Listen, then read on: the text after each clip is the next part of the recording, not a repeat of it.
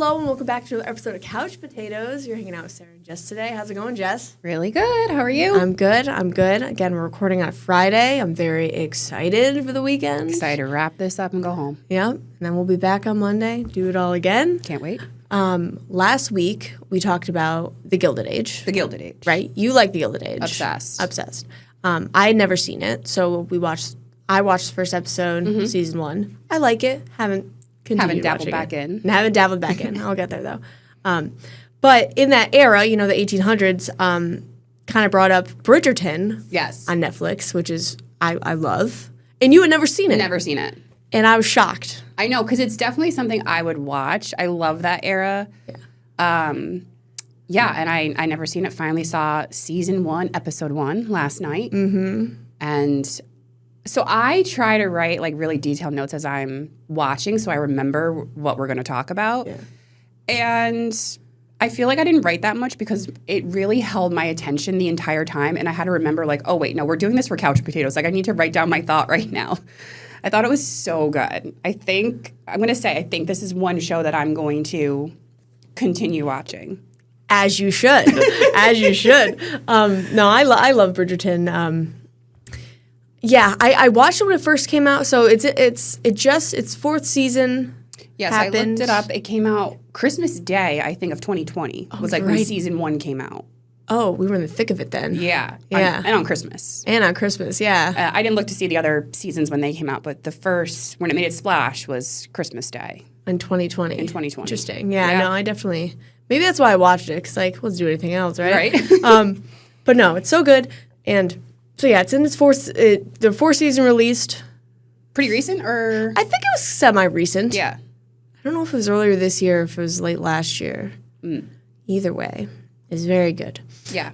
So as I was, for those who haven't seen the show, and as I was telling you, Jess, basically there's the Bridgerton household. I think that there's 8 children, and each season is kind of about one of the Bridgertons, finding love. Yeah. So it's romance. It's great, Quick-witted, for sure. Quick-witted, yes. So fun fact, each of the Bridgerton children, they're in alphabetical order, which I don't know if you caught. First episode, someone mentions that. Oh. I forgot who mentioned it. I don't know if it was Violet, the mom, but I think she might have. She was like, someone mentioned, or one of the kids were like, yeah, this person doesn't like that we're all in alphabetical order. So do they follow that way in the series, like the next? No, oh. They don't. So again, the children are Anthony, Benedict, Colin, Daphne, Eloise, Francesca, George, and Hyacinth. Okay. So those are the children from oldest to youngest. So I wonder if they're going to make a season for every kid. That'd be 8 seasons, right? I think they will. So also Bridgerton's based on a book series. That's what I read too. So this is based off of a book. Yes. Book series. I'm pretty sure each book is centered around one children. Yes. One child. Yeah. Wow. So this first season is centered on Daphne. Who again, Daphne's she's the oldest daughter, but she's the 4th oldest child. Oh, okay.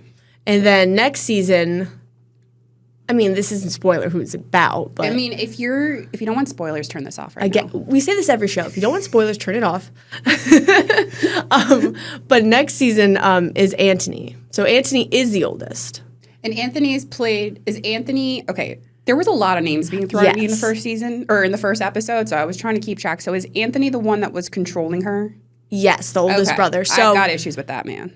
Okay. He's also played by Jonathan Bailey. Jonathan Bailey, yeah, which I adore him. Yeah. A lovely person.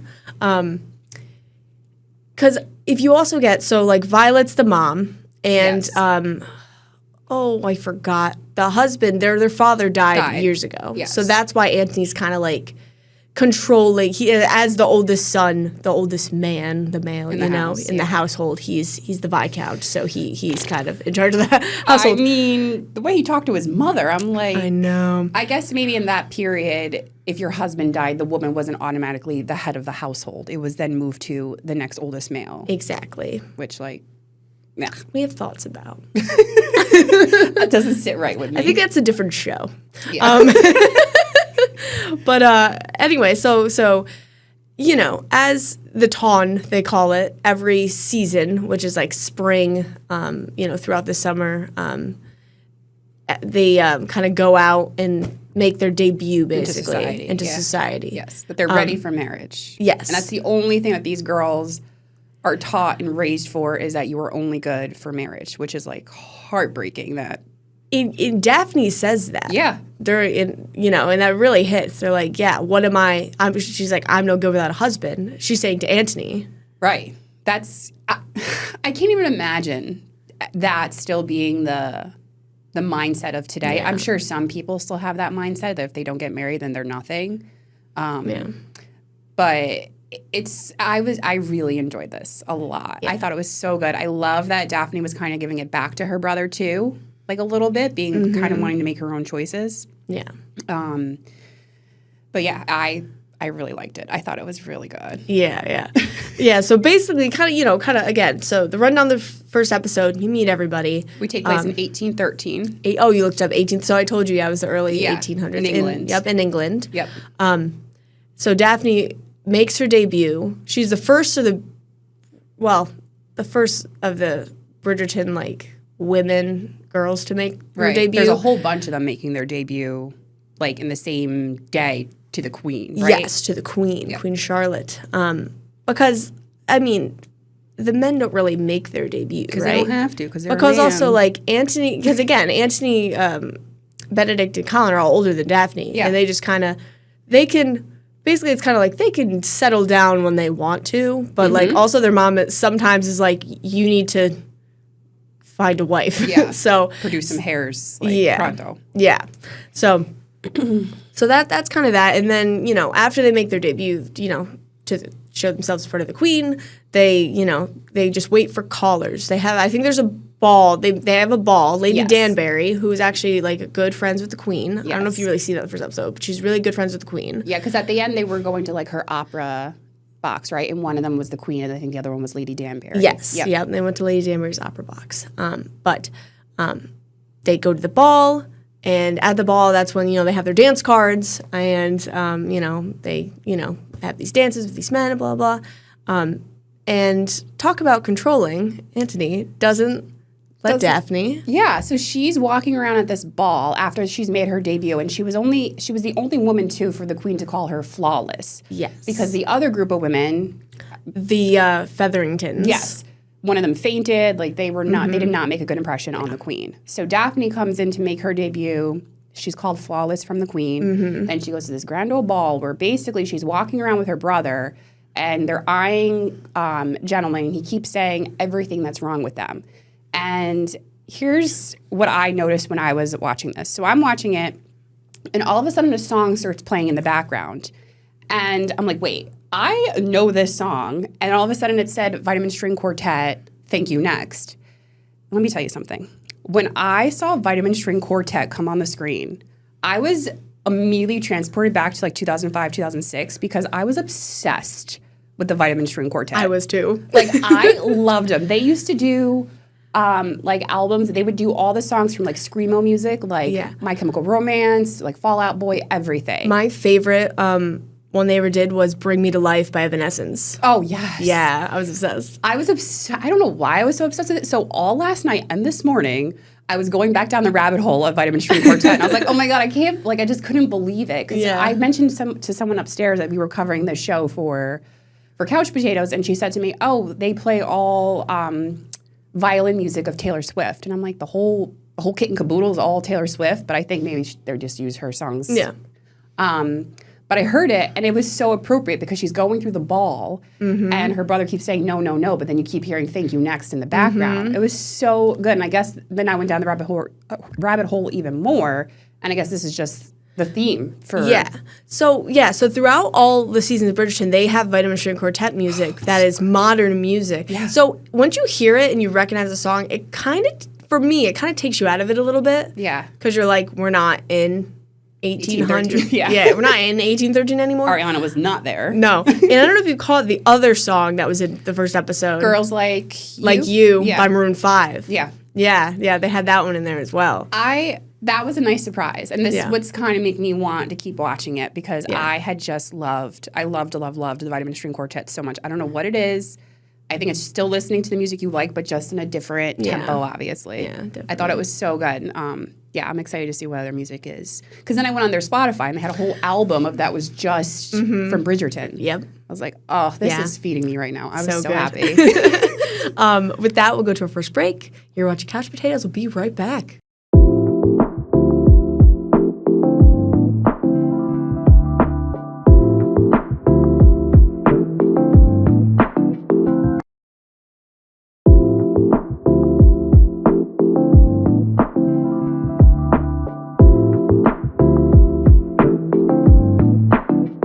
Hello, welcome back to Couch Potatoes. You're hanging out with Sara and Jess today. We're talking about Bridgerton.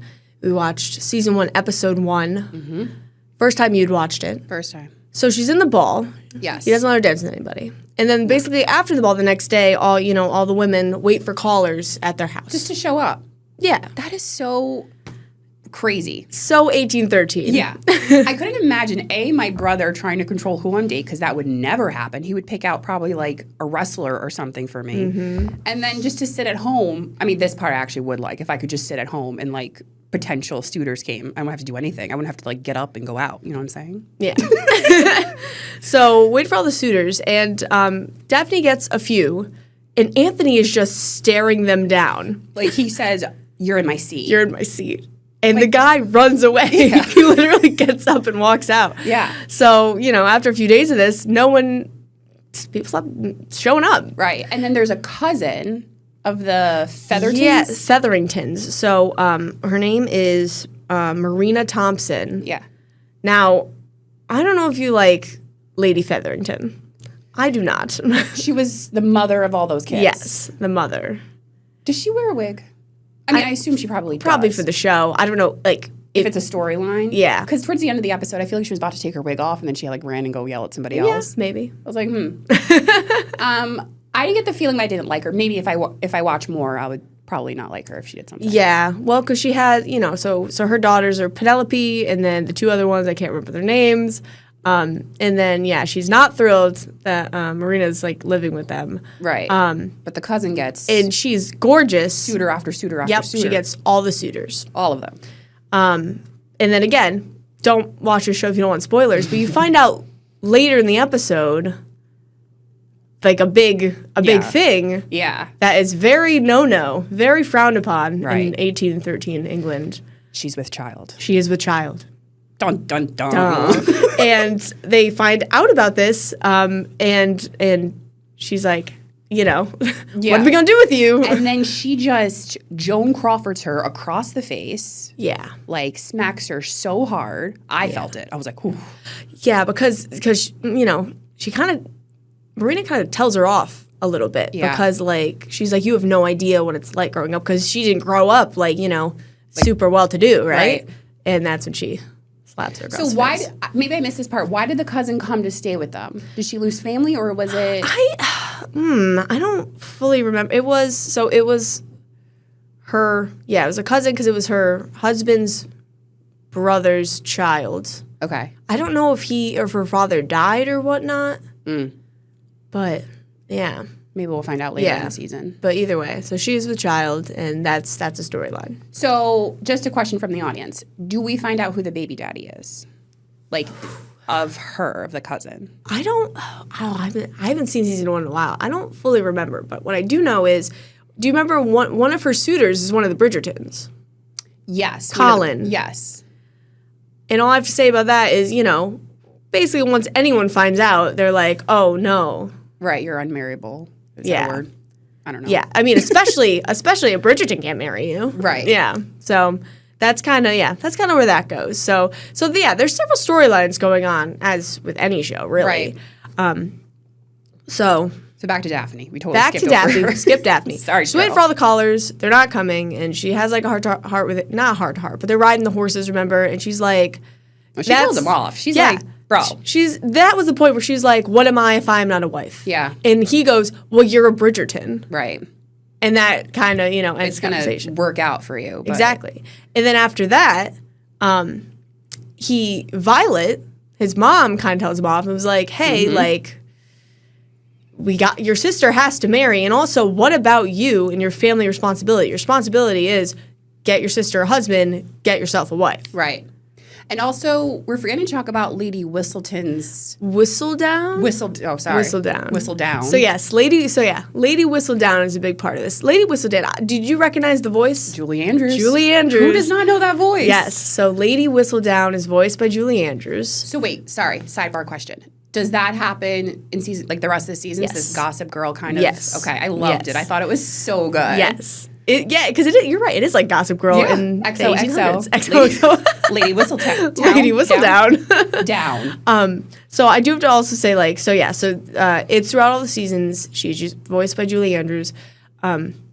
Again, so she does like the society papers. Yeah. So is it like a daily, basically, or maybe daily or weekly or something? Like, just whenever. I would call it like a gossip sheet of what's going on. So Daphne's having a hard time with all these suitors coming towards her. Yeah. Because of what was written about her. Yes. Because her brother obviously scared everybody off. Yes. And Lady Whistledown either saw it or they don't really know who that is yet.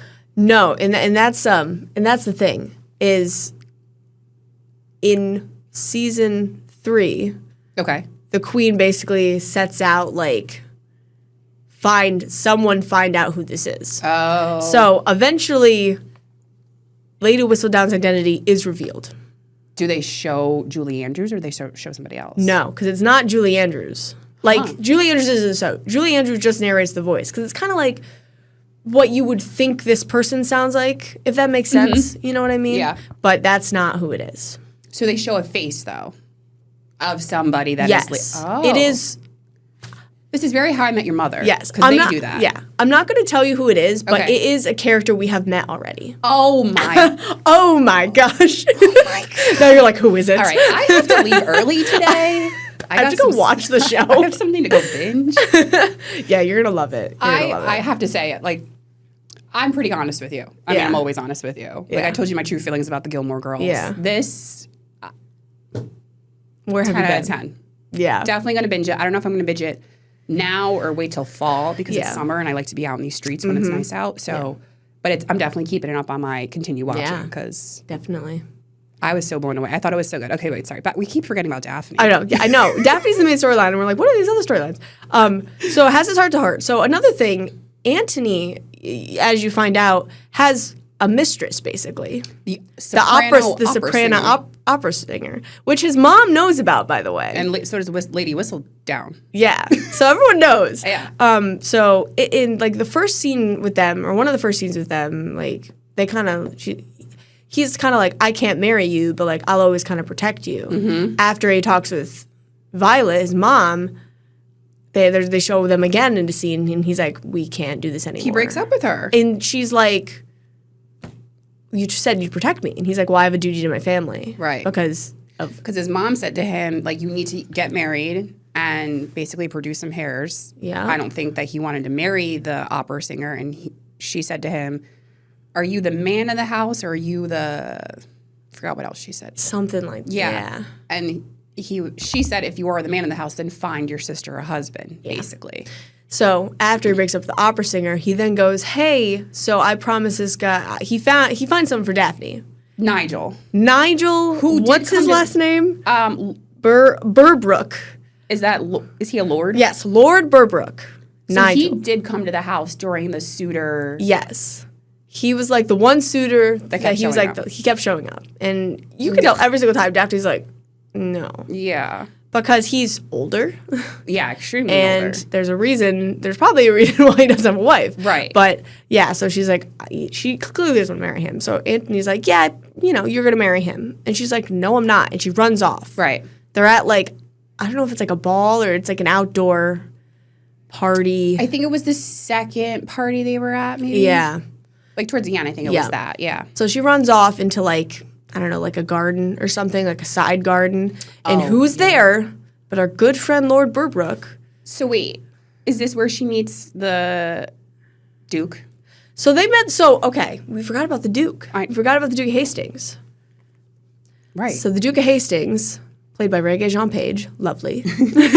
We meet him earlier. He's back in the Ton because his father passed. Yes. And he is somehow related to Lady Danbury. Yes. Yep. And he's staying with her. And they kind of, I don't know if you call it a meet cute between him and Daphne, but the first ball they were at, where Daphne did not dance with anybody, she literally ran into him by accident. Yeah. After all these women who, of course, know who he is. He walks into the ball and he gets sworn by women. Yeah. They're all around him. And I don't blame them because, damn.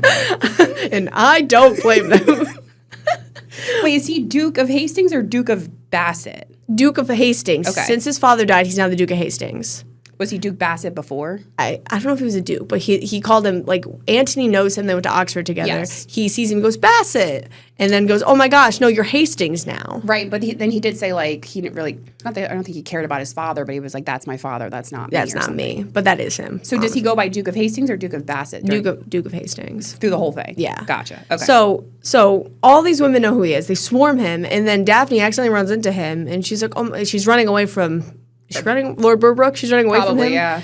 And she's like, oh my gosh. She's like, what's your name? And he's like, he's so, I don't know. Dreamy? Full of, no, I was going to say full of himself. Because he's like, what do you mean you don't know who I am? Right. He's like, you don't know who I am. She didn't read the memo that day on who was No. And she's like, no, I have no idea. And he's like, oh, like, if you want to, there's other ways to try to get to me or something. Like basically. Because he thought that she was coming to, like, sworn him as the other ladies were doing. Yeah. Yeah. And then that's when Antony comes in, and then she's like, oh.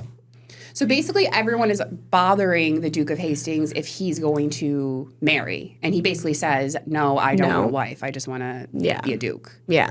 And then they meet a second time because, again, Violet and Daphne go to the opera. Mm-hmm. They see the Queen. They see Lady Danbury. Yes. And Lady Danbury's like, come sit in my box with me. And then that's when Violet and Lady Danbury are like, who we could set up? I know. They're trying to play matchmaker. They're trying to play matchmaker. So they all go to dinner. They invite Duke of Hastings to dinner. Yep. So they all have dinner together. Yes. And again, him and Daphne have a conversation that's kind of like, I don't want anything to do with you. Or like, we're not interested kind of thing. I'm not getting married. Exactly. Why would you think I'm interested in you? Yeah. Exactly. We will take our last break, and then we'll kind of talk about the garden scene. Because that's the end of the episode. Yeah. So we'll talk about the garden scene when we come back. You're watching Couch Potatoes.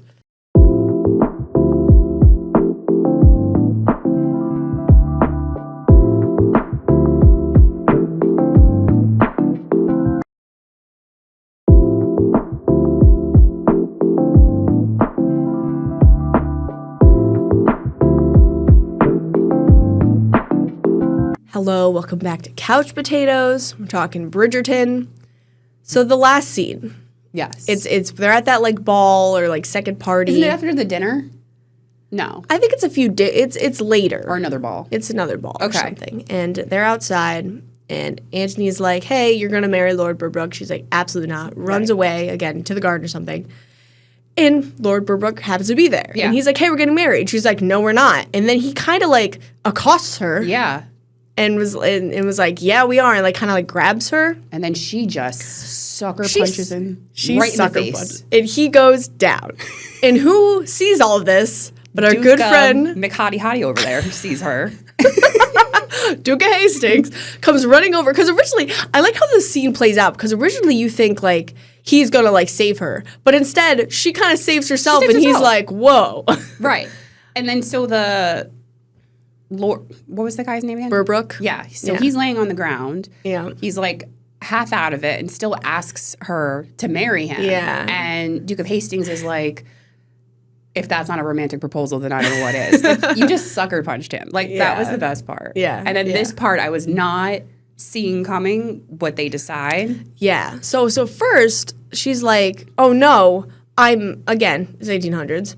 She's like, oh no, I'm alone with two men right now without a chaperone. Like, I gotta go. Right. She's like, I gotta get out of here because this is like not gonna be good for my reputation. It's gonna be all over. They're gonna talk. It's gonna be Lady Whistledown. It's gonna blah, blah, blah, be all over it. Yep. But that's when the Duke of Hastings is like, wait a minute. Yep. Here's an idea. Let's pretend that we're together, so that way everyone knows that I'm unavailable, and then all the men are gonna be looking at you. And I feel like I watched a show like this before. Or maybe it was a movie where someone pretended to be together. Yeah.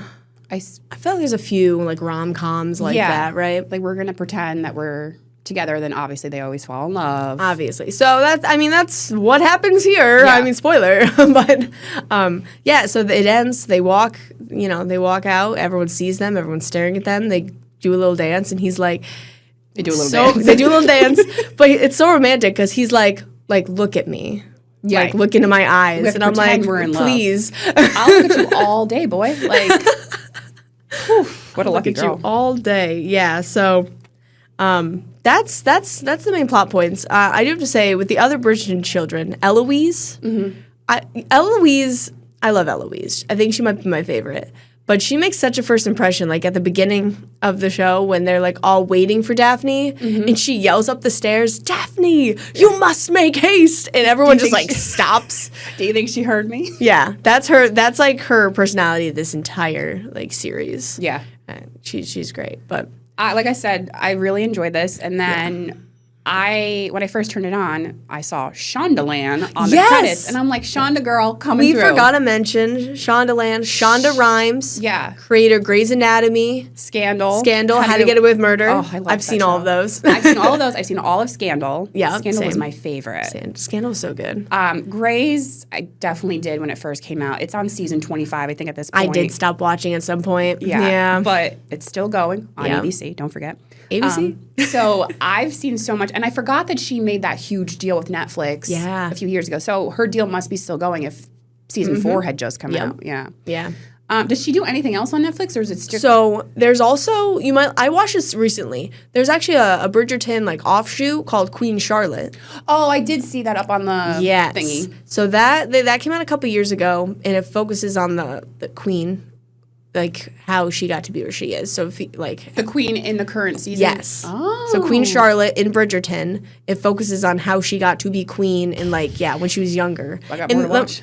I know, another thing to watch. And let me just tell you that the actress they got to play the young Queen Charlotte. Yeah.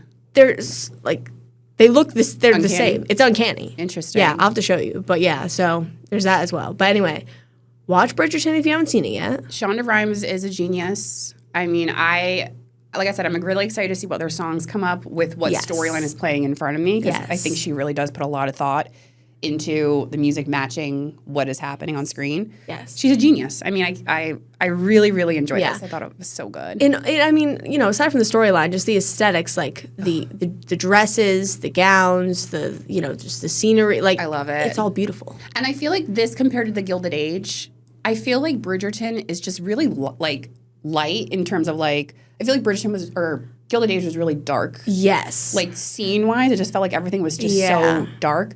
With Bridgerton, it just feels like a lot more color, a lot more in your face, like so good. The last thing I do to say too is probably why I like the difference. Like Bridgerton again is really just focused on like romance, love, romance. Whereas the Gilded Age was like, there's a war between the old money and the new money. And I was like, this might be too serious for me. Yeah. But yeah, no, definitely, if you haven't seen Bridgerton yet, watch it.